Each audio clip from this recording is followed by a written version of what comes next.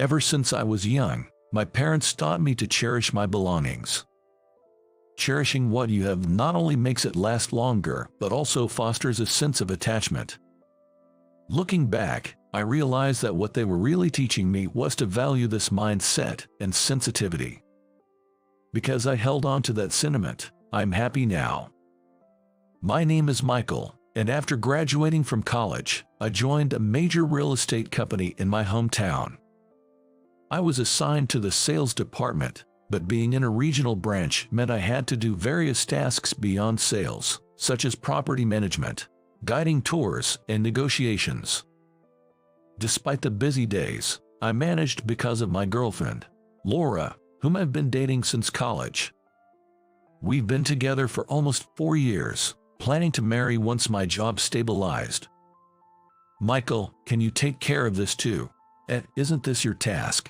I've got a negotiation and a tour to guide right now. Sorry, but please handle it. Oh, come on. Though I often ended up dealing with tasks like these, not just from Jack but other colleagues too. I worked hard, knowing my overtime pay was solid and saving for the future. My only moments of relaxation are the dates with my girlfriend and eating fried chicken at the diner I frequent the day after payday. It's not that the diner's meals are expensive, but their fried chicken, which I've been eating since I was a kid, holds deep memories for me and remains something special that I savor even now. I don't waste money on anything else. I diligently save for the future. I've always been one to take care of my belongings.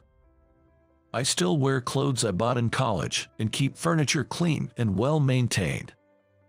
However, Laura often complained about this. Really, you still have that outfit? Let's get something trendy. What? But it's still good. I don't want to go out with you looking so outdated. Buy something new online. So she'd complain about my clothes and furniture being old-fashioned or stingy. Since starting work after college, Laura developed a taste for new things. Growing up with older siblings, she was used to hand-me-downs and became drawn to new items once she had her own money. Yet she'd quickly lose interest. This wasn't what I expected. Maybe I'll sell it on a resale app. Selling things shortly after buying them on resale apps was a point of disagreement for us. I intended to get everything new for our marriage, but constantly replacing items would drain any amount of money. Even with resale apps, expenses would only grow. I hoped Laura would eventually see the downsides and learn to cherish what we have. But that day never came. One day, a property viewing I was responsible for, thanks to Jack, got suddenly canceled. When I informed my boss, concerned about my recent workload, he gave me the afternoon off. With a rare free afternoon, I thought of inviting Laura to a movie. But she didn't respond to calls or messages. Knowing she was off, I went to her apartment. There, I saw something unbelievable. The company car was parked in the visitor's lot I use when visiting Laura. Feeling a sense of foreboding, I watched from a distance and saw Laura coming down the stairs of the apartment. Next to her was Jack, with his hand around her waist. Jack had dumped his work on me to secretly meet with Laura. Moreover, he had lied to the company, claiming he had a meeting with a seller. Unaware of my instant presence, the two of them headed towards the company car. It seemed they were quite accustomed to this, as Jack often seemed to have Laura in the company car. Overwhelmed and unable to act, all I could do was watch as the car carrying Jack and Laura drove away. Later, it came out that Jack had been using the company car for personal use and he resigned from the company. Of course, I was the one who reported it. The dashcam had clearly captured Jack's secret meetings with Laura. I confronted Laura with the evidence and initiated our breakup. Instead of apologizing, she mocked me. "You're such an old-fashioned guy, I'm better off without you." With those words, she ended our 4-year relationship and walked away. Finding out about her affair with Jack was a shock, but I kept telling myself it was for the best to have ended things before marrying someone capable of such actions. To forget her, I threw myself even more into my work. Months after the breakup, as I began to recover from the disappointment, a turning point came my way. It was raining that day, and the pedestrian bridge I used on my way home was slippery. Displeased with the wet conditions underfoot, I heard a sound like someone falling amidst the noise of cars driving on wet roads as I descended the stairs. Turning around, I saw an elderly lady had fallen at the bottom of the stairs. "Are you okay?" Without thinking, I called out, and the elderly lady, crouching down, whispered in a faint voice, "It hurts, it hurts." I immediately arranged for an ambulance and picked her up to keep her dry. Remembering a shop nearby, I covered her with my jacket and ran. Fortunately, the diner I frequented was open, and I rushed in with the elderly lady. The female clerk was taken aback when I suddenly burst in. I explained the situation to her and helped the elderly lady into a comfortable position for her sore leg, making sure she stayed still. After a while, the ambulance arrived, and the elderly lady was taken to the hospital. Perhaps the pain had subsided, as she was able to communicate clearly with the paramedics. Surprisingly, the female clerk insisted on accompanying her in the ambulance, and I, being easily persuaded, left the elderly lady in her care and watched the ambulance leave.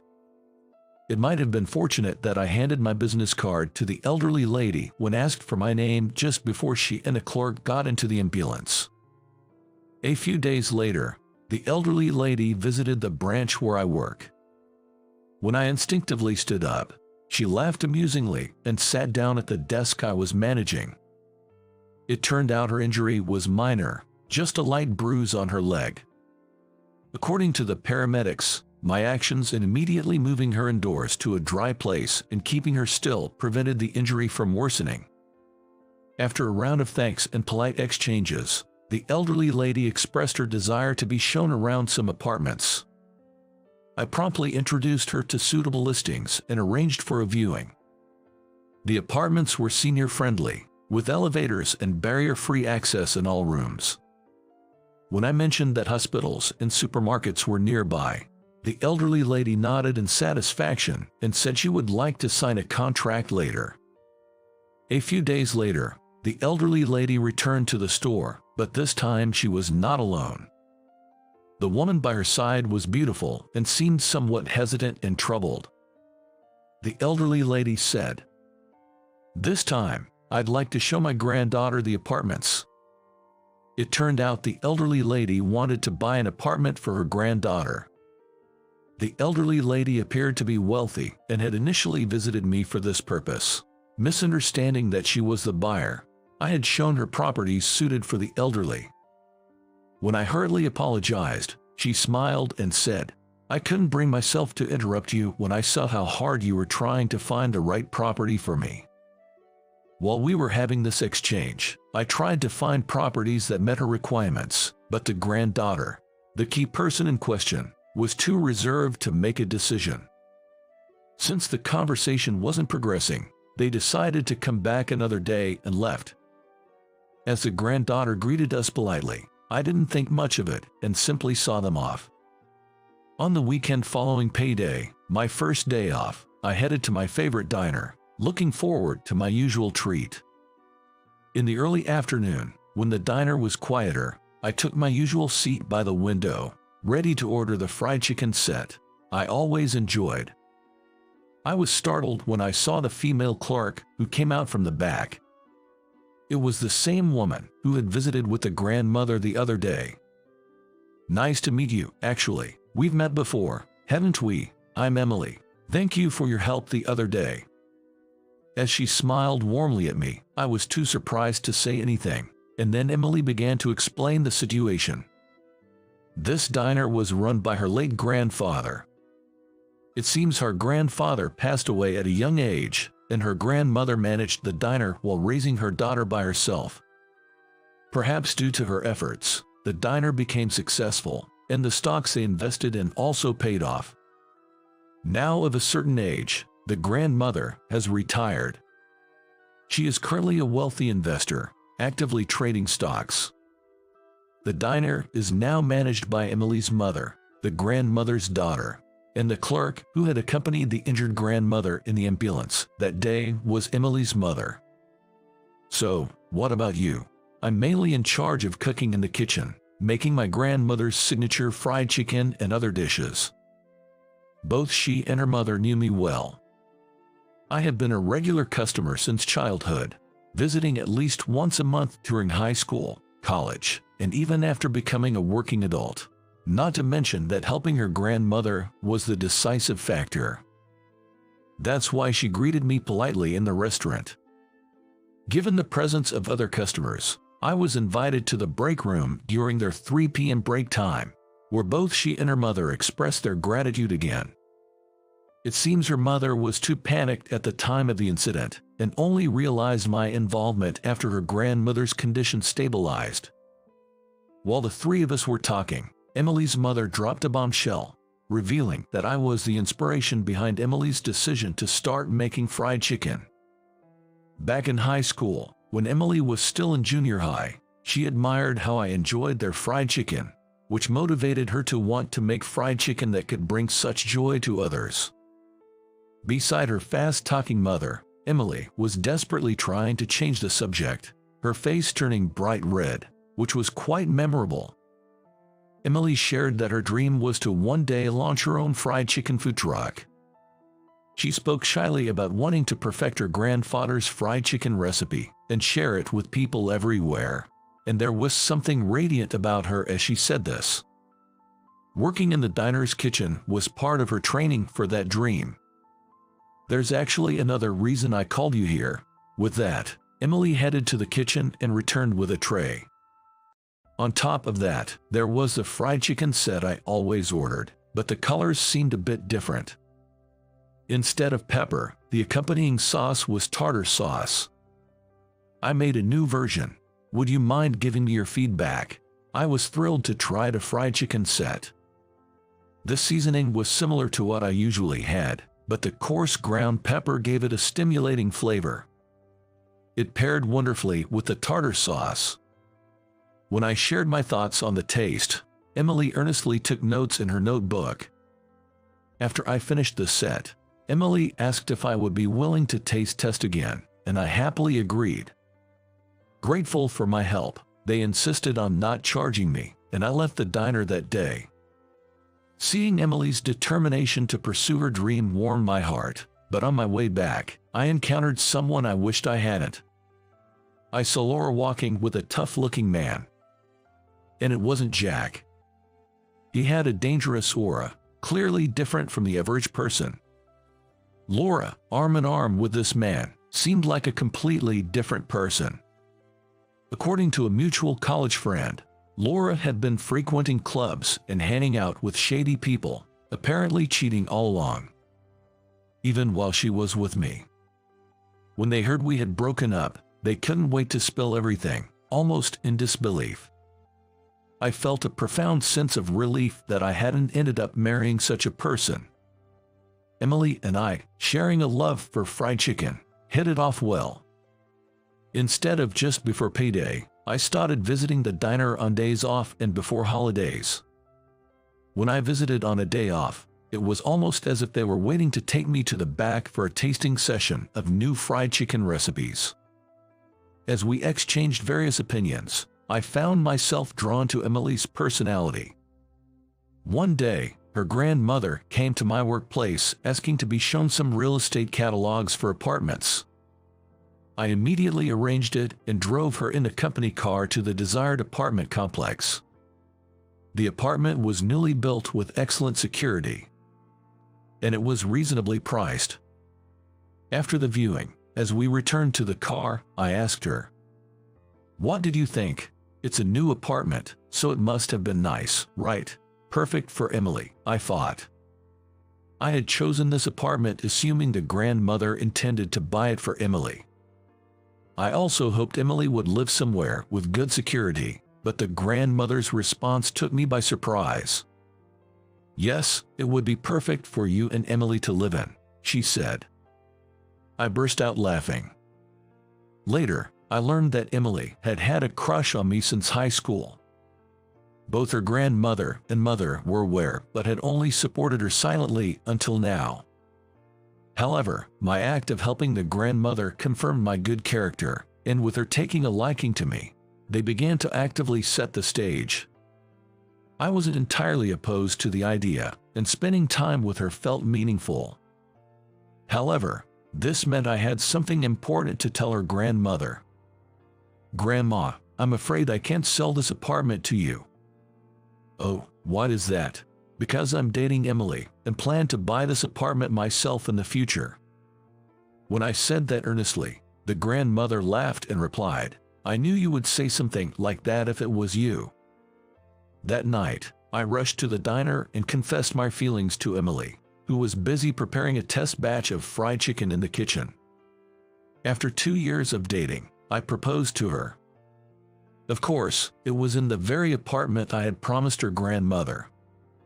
To commemorate our special occasion, Emily and I decided to take her grandmother out for a meal as a way of saying thank you. We chose a high-end restaurant in the city, intending it as a gesture of gratitude for all her kindness. But an unexpected incident occurred there. While enjoying our meal and conversation, a woman suddenly approached and started talking to me. When I glanced over, I immediately recognized who it was. Despite the unbelievably flashy hair and clothes, there was no doubt it was my ex, Laura. She was smirking at me, accompanied by a man with a rather imposing appearance. At a fancy place like this, even a poor person in tattered clothes can dine, she said as her opening remark, leaving me speechless. 3 years after our breakup, she was still mocking me. Anger surged within me at Laura's taunts, but with Emily and the grandmother present, I felt it was wrong to involve them in my past grudges, so I remained silent. What was supposed to be a celebratory occasion turned sour. Feeling sorry for the two who were unaware, Emily suddenly exclaimed, "Ah," and stood up, pointing at Laura's boyfriend, who had been mocking me with her. "Grandma, this man, he's Jin, the scam artist." The word scam artist sent a chill through the room. Laura seemed confused by Emily's words, but the man beside her turned pale upon seeing the faces of the grandmother and Emily. "You, how dare you show your face in front of me?" The grandmother's voice, fiercer than I'd ever heard, filled the diner. This was no ordinary situation. Then, the man grabbed a butter knife from the table. Instinctively, my body moved. I grabbed the hand about to swing the butter knife, seized the flashy patterned shirt, swept the feet, and in a flash, I performed a back throw, neutralizing the scam artist armed with a weapon. "Michael, sorry, I just reacted when he grabbed the knife. I practiced Aikido, a Japanese martial art in high school. Moreover, it was quite practical, and I extensively trained in techniques to subdue opponents armed with knife-like object. My clubmates and I used to visit the diner, but neither of them knew I was a black belt in Aikido." Afterwards, the grandmother called the police, and Jin, the scam artist, was arrested. Jin was a leader in a scam group and had previously swindled few thousands of dollars from one of the grandmother's acquaintances. Though a police report had been filed, they never expected him to appear in person. Laura, unknowingly involved with Jin, was also taken in for questioning as a person of interest. Although the celebration took an unexpected turn, with the scam artist caught, it ended well. Emily, impressed by my Aikido throw, blushed and said she fell for me all over again, which made me quite satisfied. The grandmother thanked me, saying I brought luck, and later, we three enjoyed a meal together again. Not at a fancy restaurant, but at the beloved diner. Years after we got married, Emily launched her dream fried chicken food truck. I became the branch manager of a real estate office. Despite our busy lives, our tasting sessions and menu planning with Emily remained fulfilling. Soon, a new family member is expected to join these tasting sessions.